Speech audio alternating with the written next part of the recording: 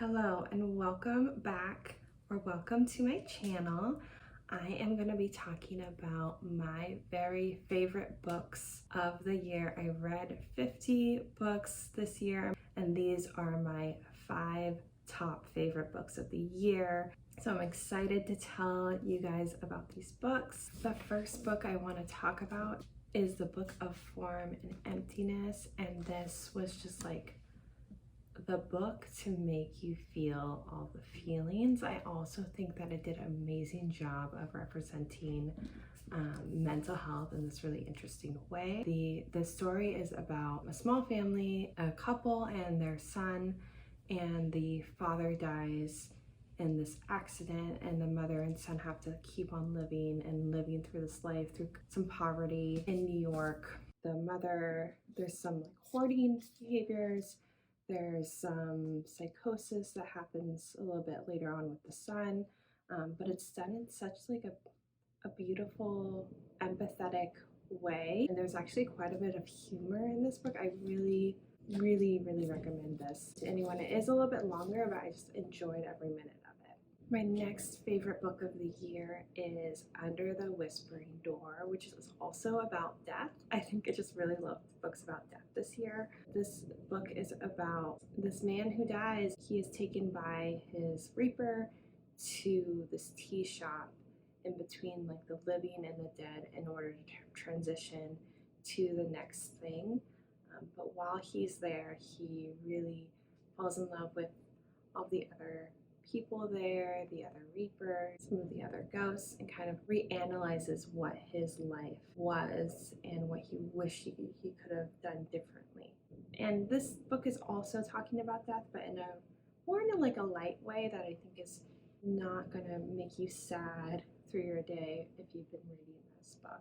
This next book I think is a great book if you love family dynamics, if you're looking for a book on Vietnamese American families. This is The Fortunes of Jaded Women.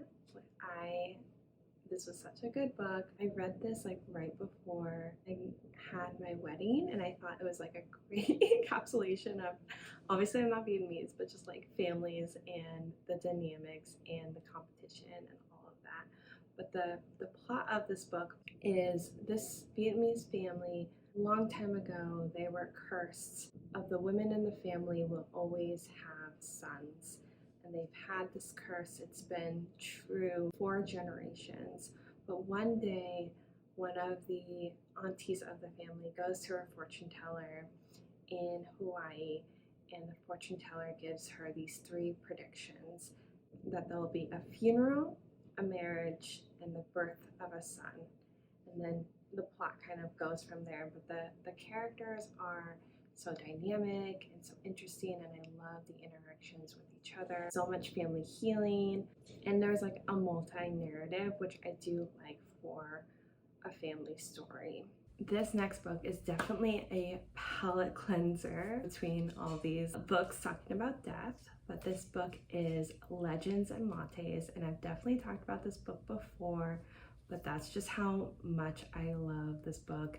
It is in a high fantasy world, but a very simple and cozy storyline. The main character, Viv, is an orc who's been a warrior her whole life, but wanted to cash out and build and run a coffee shop.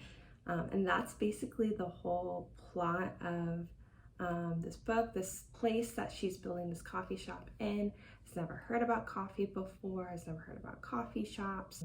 And there's these wonderful depictions of the food and the smell of the coffee and the taste of the coffee and the baked goods. This book will you will want to have all the baked goods that you can find. So fair warning for that if you're going on a diet for the new year.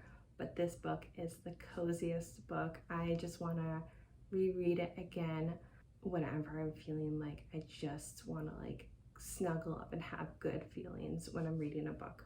And my last very favorite book of the year is another book about death. It is Mrs. Death, Mrs. Death. And this book will actually make you cry. It is beautiful. I highlighted phrases throughout this book. It just makes you want to come back for more.